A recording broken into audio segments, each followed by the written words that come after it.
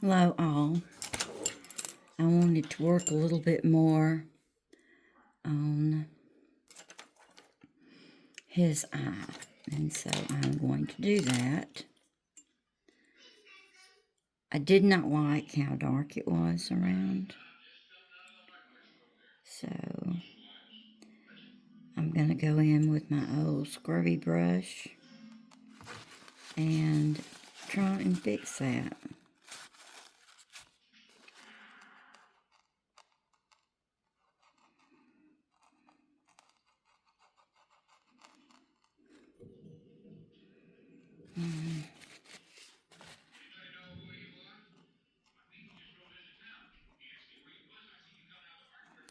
Have to be careful when you're doing this because you don't want to rub up too much of your page.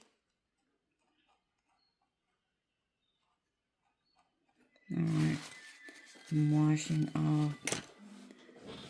Okay.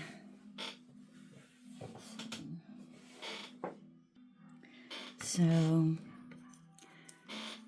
rubbing this off, and then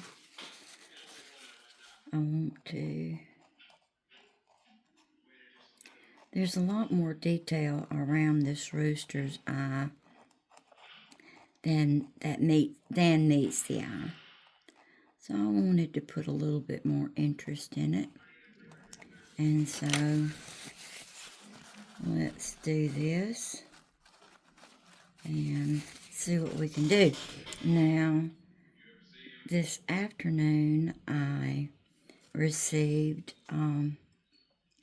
my order of the silver black paintbrushes, and actually around his eye it does these little lines. He must have had a hard night. Okay, let me put my glasses on. As the paper gets drier, and I'll have to let that rest a little bit, but I want these little lines to show up. I'm a detail-oriented person for the most part, especially when it comes to artwork, especially in my drawings. And I love incorporating as much detail in this as I possibly can. Okay, now his eye is kind of an amber color, so let's see what we can do about that. Now I'm mixing kind of a neutral brown with some gold, and we'll see what we can do, because in this area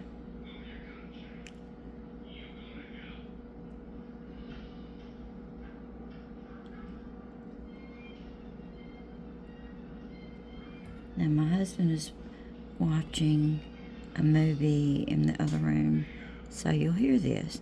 Okay, so you want to make sure that the highlights and the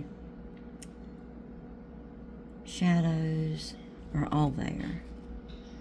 And then I want to put a little orange in here to kick up this part of his eye.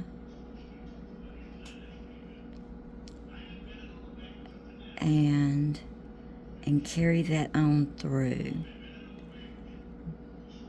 Now, there's a little bit of irregularity in the shape of the pupil of the eye. It's black, and then it's pink, and so you just kind of have to look at it and see if you have the shape right. Now, I love my new little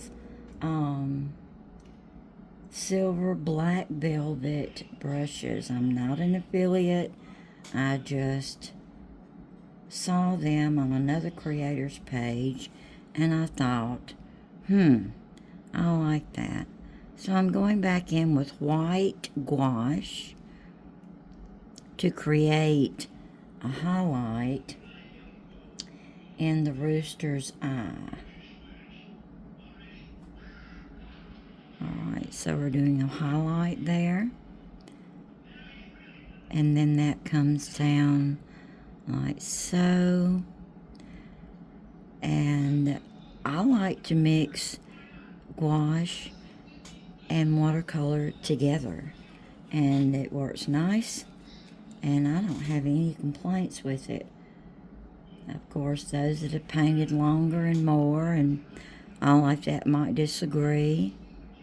Alright, and I'm putting more color into his eye, but not a blanket color. I'm letting light and dark play together. Also, I am allowing the brown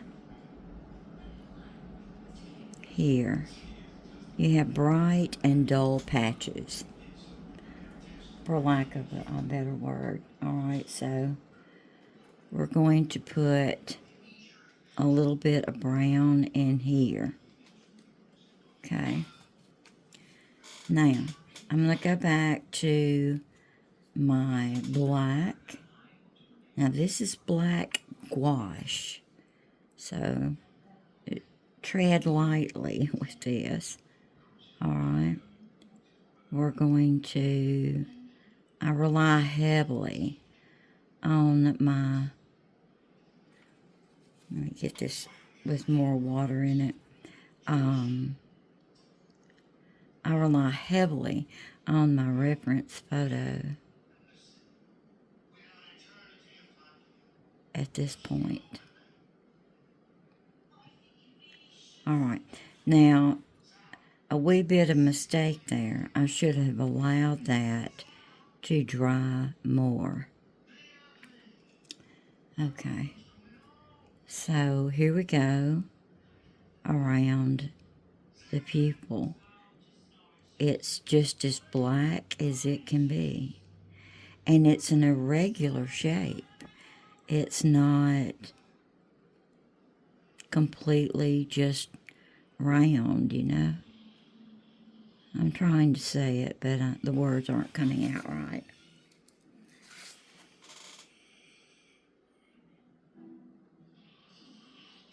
And I'm going all the way around it. And then I will come along with the light pink that you see here. And, alright, and I'm going to come in here. I'm going to dry this with my heat gun. And we're going to see if I can get that to do right. Now, here again, I visit the black. And I want this to go over like this. It's still kind of moist, which is okay. And then I'm going to revisit the inside of the eye because it looked dull. I must have done that with a Payne's Gray.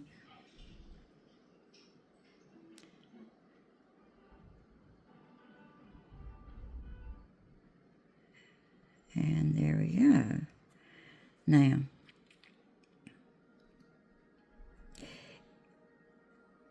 and if, you know, it doesn't look exactly like the photograph, no worries. I'm just trying to be exact as I can because that's my nature. But if you are just learning, don't stress out about it. It'll come. The more you practice, the more you'll learn, the better you'll get. All right. I'm learning something about watercolor every day. And I've been doing this about 30 years. So, and there you go. So I hope you enjoyed this. Please follow Lisa's Pretty Little Things on Facebook for more.